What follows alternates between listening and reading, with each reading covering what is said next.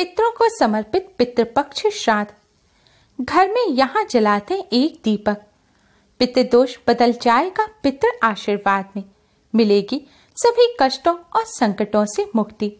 ओम गण श्री महागणेशाय नमः। राधे राधे दोस्तों, कैसे हैं आप सब। दोस्तों, इस बार पितृपक्ष 10 सितंबर को शुरू हो रहे हैं और 25 सितंबर सब पितृ अमावस्या पर समाप्त होंगे। जैसा कि नाम से ही स्पष्ट होता है, पितृपक्ष यह पितरों का पक्ष है, यानी कि यह पितरों को समर्पित दिन होते हैं। इन दिनों में पितरों की आत्मा की शांति के लिए श्राद्ध, तर्पण और पिंडदान किए जाते हैं। धार्मिक मान्यताओं के अनुसार पितृपक्ष के दौरान पूर्वजों का तर्पण श्राद्ध नहीं करने से पितृदोष लगता है। पितृपक्ष पितरों को प्रसन्न करने और उनकी कृपा प्राप्त करने के लिए बहुत ही खास दिन माने जाते हैं। माना जाता है पितृपक्ष के दौरान श्रद्धा पूर्वक अपने पितरों को कुछ अर्पित किया जाए तो उससे पितर अति शीघ्र ही प्रसन्न हो जाते हैं और अपनी कृपा बरसाते हैं। हिंदू धर्म में पितृगण को देवतुल्य माना गया है। शास्त्रों के अनुसार जिन पर अपने पितरों की कृपा होती है उन्हें सभी देवी देवताओं का भी आशीर्वाद मिलता है। पितृपक्ष पितरों को समर्पित होते हैं, इसलिए इस दौरान कोई भी शुभ और मांगलिक कार्य ना करें। पितृपक्ष के दौरान पितरों की आत्मा की शांति के लिए श्रीमद् भगवद गीता का पाठ भी अवश्य करें। पितृपक्ष यानी कि श्राद्ध पक्ष, जिन्हें कनागत भी कहा जाता है, यह वह समय होता है जब हमारे पूर्वज धरती पर होते हैं और हम श्राद्ध कर्म करके उनका आशीर्वाद प्राप्त करते हैं। हिंदू धर्म में मृत्यु के बाद श्राद्ध करना बेहद जरूरी माना जाता है। मान्यता है कि अगर अपने पूर्वजों का विधि पूर्वक श्राद्ध और तर्पण नहीं किया जाए तो उन्हें इस लोक से मुक्ति नहीं मिलती और वह संसार में ही भटकते रहते हैं। ब्रह्म वैवर्त पुराण के अनुसार देवताओं को प्रसन्न करने से पहले मनुष्य को अपने पितरों यानी कि पूर्वजों को प्रसन्न करना चाहिए। पितृदोष सबसे जटिल कुंडली दोषों में से एक है। पितरों की शांति के लिए हर वर्ष भाद्रपद मास की शुक्ल पूर्णिमा से अश्विन मास की अमावस्या तक पितृपक्ष श्राद्ध होते हैं। इस दौरान कुछ समय के लिए यमराज पितरों को आजाद कर देते हैं ताकि वह अपने परिजनों से श्राद्ध ग्रहण कर सकें। माना जाता है कि जिस घर के पितर अपने परिवार के लोगों से खुश रहते हैं उस घर के लोगों को देवी देवताओं का भी आशीर्वाद प्राप्त होता है। शास्त्रों के अनुसार जिन लोगों के पितर उनसे प्रसन्न नहीं होते उन्हें पितृदोष का श्राप मिलता है। माना जाता है कि जिस घर में पितृदोष का श्राप लगता है उस घर के सदस्य कभी भी सुखी नहीं रहते और ना ही वह जीवन में सफलता प्राप्त कर पाते हैं। दोस्तों, आज की इस वीडियो में हम आपको पितृपक्ष में करने वाला एक बहुत ही आसान और असरकारक उपाय बताने जा रहे हैं। इस उपाय को करने से भगवान विष्णु माँ लक्ष्मी जी की असीम कृपा प्राप्त होती है, बिगड़े कार्य बनने लगते हैं, साथ ही पितरों का भी आशीर्वाद मिलता है। पितरों के आशीर्वाद से घर में सुख समृद्धि आती है, खुशहाली और शांति बनी रहती है। इसके साथ ही परिवार के सभी सदस्यों को हर क्षेत्र में सफलता प्राप्त होती है और जीवन के सभी कष्टों और दोषों से मुक्ति मिलती है। दोस्तों, इस उपाय को सही प्रकार से करने के लिए आप हमारी इस वीडियो को एंड तक अवश्य ही देखें। अगर आपने हमारे चैनल को अभी तक सब्सक्राइब नहीं किया है तो जल्दी से हमारे चैनल को सब्सक्राइब कर लें और बेल आइकन को हिट अवश्य ही करें, जिससे हमारी सभी नई वीडियोस के नोटिफिकेशन आपको फ्री में सबसे पहले मिल पाए। दोस्तों, वैसे तो यह उपाय पितृपक्ष में रोजाना करना चाहिए क्योंकि यह 16 दिन पितरों को समर्पित होते हैं, लेकिन अगर रोजाना ना कर सके तो पितृपक्ष की पूर्णिमा, पितृपक्ष की अमावस्या और पितृपक्ष की एकादशी के साथ ही आपके पितरों की जो मृत्यु तिथि है उस दिन आप इस उपाय को अवश्य ही करें और पितृपक्ष की अमावस्या पर भी अवश्य करें। यह उपाय आपको संध्या काल या रात्रि के समय करना है। इस उपाय को सुबह या दोपहर के समय ना करें। उपाय करने के लिए अच्छी तरह से मुंह हाथ पैर धोकर साफ हो जाएं और स्वच्छ वस्त्र धारण करें। इसके बाद एक दिया तैयार करें।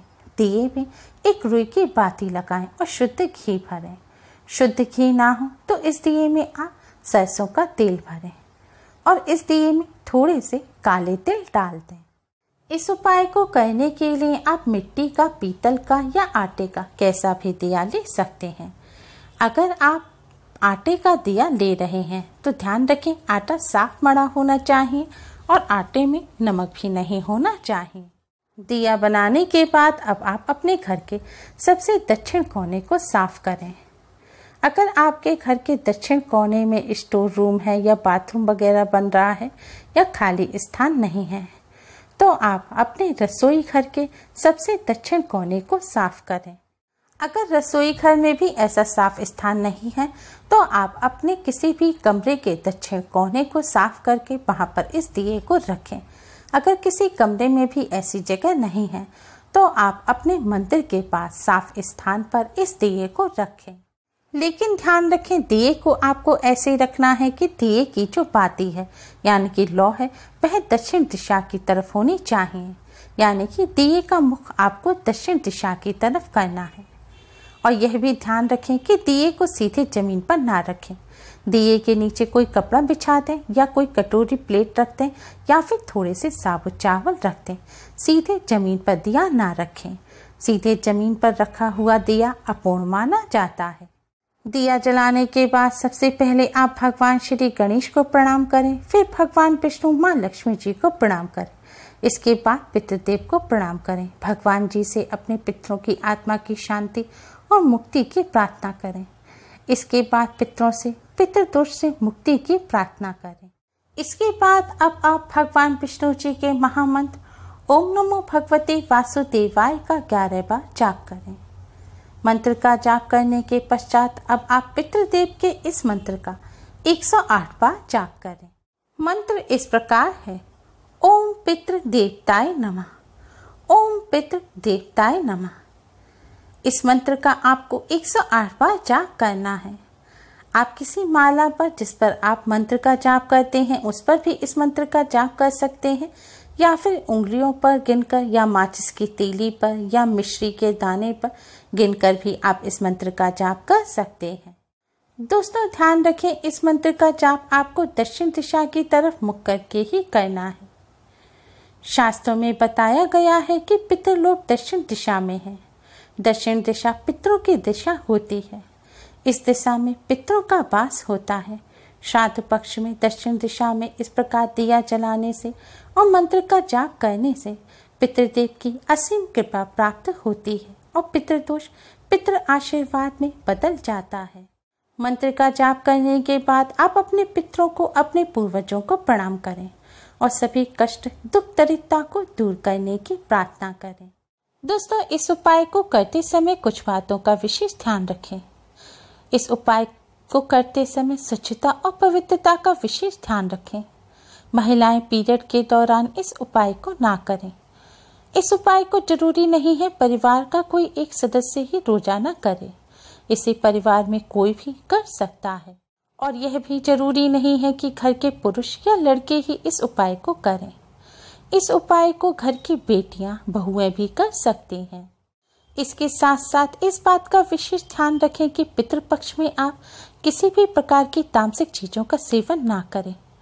पितृपक्ष में प्याज, लहसुन, मीठ, अंडा, तंबाकू, सिगरेट, शराब इत्यादि चीजों का भूलकर भी सेवन ना करें और यह दिया आप अपने घर पर ही जलाएं। अगर आप किसी और के घर गए हुए हैं तो किसी और के घर में आप इस दिए को अपने पितरों के नाम से ना जलाएं। यह उपाय आपको अपने घर पर ही करना है। पितृपक्ष के दौरान कोई भी शुभ कार्य नहीं करना चाहिए। इस दौरान कोई वाहन या नया सामान ना खरीदें। रोजाना की जरूरत के अलावा कोई भी नया सामान पितृपक्ष में नहीं खरीदना चाहिए। पितृपक्ष के दौरान नाखून नहीं काटने चाहिए, बाल नहीं काटने चाहिए, दाढ़ी मूछ भी नहीं बनानी चाहिए। पितृपक्ष में गायों, ब्राह्मणों, कुत्तों, चींटियों, बिल्लियों को भोजन अवश्य ही कराना चाहिए।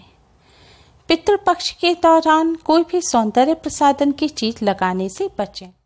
पितृपक्ष के दौरान लड़ाई झगड़े ना करें, प्रेम से रहें, किसी की निंदा ना करें, किसी की चुगली ना करें। पितृपक्ष के दौरान इन सभी बातों का विशेष ध्यान रखें दोस्तों, अगर आपने दिया चावलों पर रखकर जलाया है तो अगले दिन सुबह उठकर आप उन चावलों को पक्षियों को डाल दें। अगर आपने आटे के दिए का इस्तेमाल किया है तो उस दिए को भी आप पक्षियों को डाल दें। अगर मिट्टी या पीतल का दिया इस्तेमाल किया है तो आप उस दिए को दोबारा इस्तेमाल कर सकते हैं। उम्मीद है आपको हमारी ये वीडियो पसंद आई होगी। प्लीज़ लाइक करें। हमारी इस वीडियो को अपने फ्रेंड्स और रिश्तेदारों में ज़्यादा से ज़्यादा शेयर करें, जिससे वह भी इसका लाभ उठा सकें। हमारी और भी वीडियोस के लिए हमारे चैनल को सब्सक्राइब करना ना भूलें। Thanks for watching. Radhe Radhe.